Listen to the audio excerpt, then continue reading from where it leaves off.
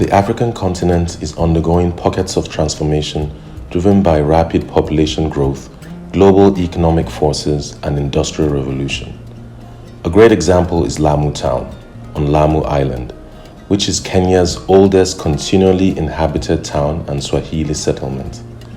Its strategic location on the African continent and closeness to water enabled Lamu to serve as a major historic port, agriculture area, and trading post for Arabian and Far East relationships with Africa. Recently, the Kenyan national government revealed its ambitious plan to develop a $360 billion infrastructure project in Lamu County called Lamu Ports South Sudan Ethiopia Transport, LAPSET.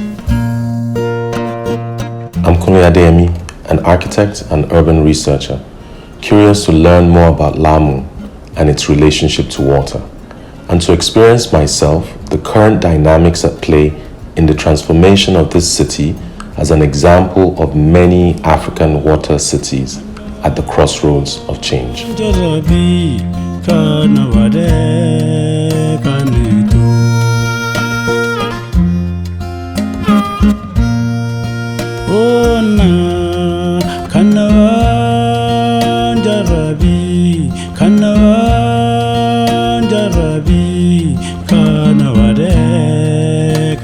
I'm meeting with Ahmed, a Swahili boat maker from Lamu Town, to learn more about the port history, the beautiful dhows, and the boat making industry. Now, the original wooden is not available. That's why I've converted from fiber. From wood to fiber. Yeah. But at the moment, there is no longer the market for this transportation of the dhows, and it is no longer available than it used to be those 40 years to 50 years ago. We just need the government to preserve, which is the size of the portion which is remaining for the boat repairs as a garage. Since it's the only place which is remaining for the recognition for the boat repairs here in Lamu. And another thing from the government, what we need is something to give us to look from the bottom. There is a lot of things as we are trying to create, which is going to benefit with the government from the bottom and giving chances to the local people instead of importing and getting.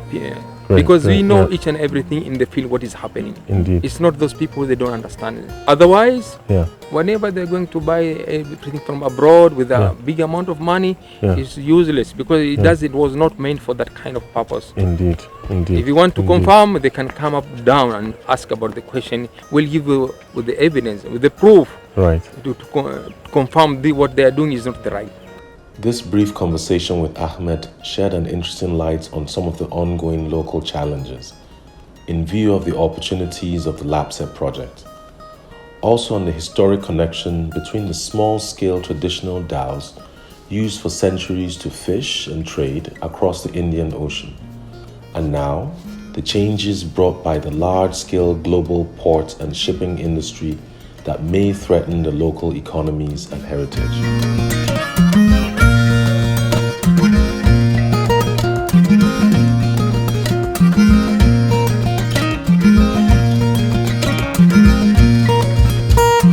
I had the pleasure of visiting Raya, a community development officer at Save Lamu, to learn more about social and environmental views of the LAPSET project.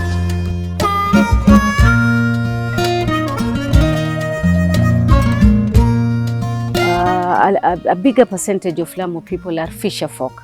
So because they will be building the berths, they're telling us 32 small ports. That means they will be dredging the sea. That means the fish will be destroyed. Every creature in the sea will be destroyed. Even the fishing activities are going to change. So we were worried about that. We went to court and petitioned the government because it was not listening to us. So for 6 years we went to court and we won in the courts because our main issues was about EIA, which they have to do it properly. And the second thing was about the fisher folk. Because they are going to displace the fisher folk, they have to give them alternative living their source. So the court agreed that even the fisher folk have to be compensated.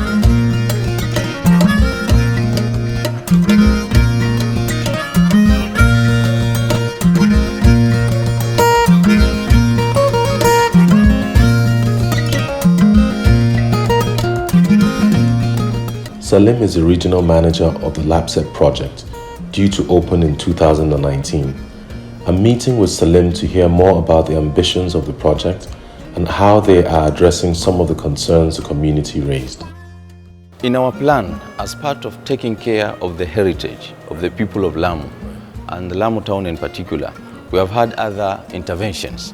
For example, we have done what we call heritage impact assessment. We realize this is a major industry and it's a unique industry. It's a very old skills, and we thought if this skill is not well preserved, it has to be inherited from one generation to the other. So we have those plans with us that we want to improve them, we want to uplift them, we want to improve them so that we even find a way of boosting them maybe financially so that they can be able to improve in their business and things like that. You know, with LAPSET we had issues, but it's good that the government accepted most of the issues. But with coal power plants, we have no negotiations with the government because we know it is going to destroy our environment completely. But with the LAPSET, we had issues, and I think we're okay with them now.